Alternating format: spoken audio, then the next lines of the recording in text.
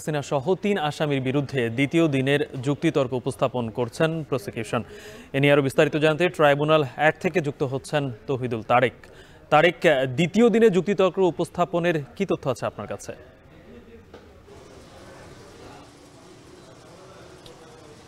গালিব, ঠিক এই মাত্রই কিন্তু প্রসিকিউশনের যে যুক্তিতর্ক রয়েছে দ্বিতীয় দিনের মতো এই মাত্রই শুরু হয়েছে। আমরা গতকালের তুলনায় আজকে কিছুটা দেরি হলেও বেশ কিছুক্ষণ আগে এই যুক্তিতর্ক শুরু হয়। আজকেও কিন্তু প্রসিকিউশন তাদের যুক্তিতর্ক তুলে ধরবেন এবং আমরা জানতে পেরেছি যে আরও দুদিন এটি চলবে। এরপর হয়তো আসামি পক্ষের যে যুক্তিতর্ক সেটি উপস্থাপন করা হবে এবং এরপর এই মামলার একটি রায় কিন্তু প্রত্যাশা করা হচ্ছে।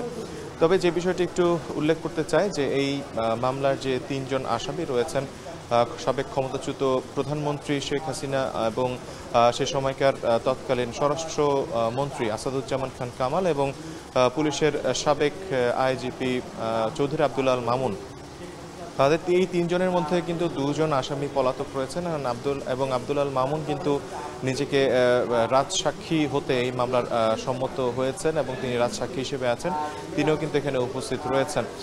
এবং প্রথম দিনের যে যুক্তিতর্ক শুরু হয় সেই যুক্তিতর্কের সময় কিন্তু চিফ প্রসিকিউটর তাজুল ইসলাম পতিত সরকারের আমলের যে বিচার বহির্ভূত হত্যাকাণ্ড এবং নির্বাচন নিয়ে যে ধরনের ষড়যন্ত্র হয়েছে এবং একই সাথে জুডিশিয়াল কিলিং, গুম, হত্যা, এই ঘটনা এবং এই বিষয়গুলোর বিভিন্ন ঘটনা কিন্তু তুলে ধরেন এবং সে সময় বেশ কিছু প্রমাণ হিসেবে আমরা দেখতে পেরেছি যে ভয়েস রেকর্ড, প্রতিবেদন সহ বিভিন্ন গণমাধ্যমে উঠে আসা বিভিন্ন তথ্য কিন্তু তুলে ধরা হয় এবং একই সাথে এই মামলা মানবতা বিরোধী অপরাধে এই ৩ আসামির বিরুদ্ধে যে প্রমাণ, সেই প্রমাণগুলো তুলে ধরা হয়।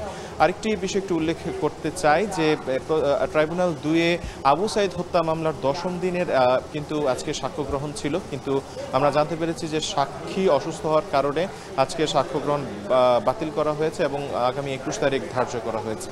এই ছিল সর্বশেষ। মানবতা বিরোধী অপরাধের মামলায় শেখ হাসিনা সহ ৩ আসামির বিরুদ্ধে দ্বিতীয় দিনের যুক্তিতর্ক উপস্থাপনের সবশেষ তথ্য জানাচ্ছিলেন আমাদের সহকর্মী তৌহিদুল তারেক।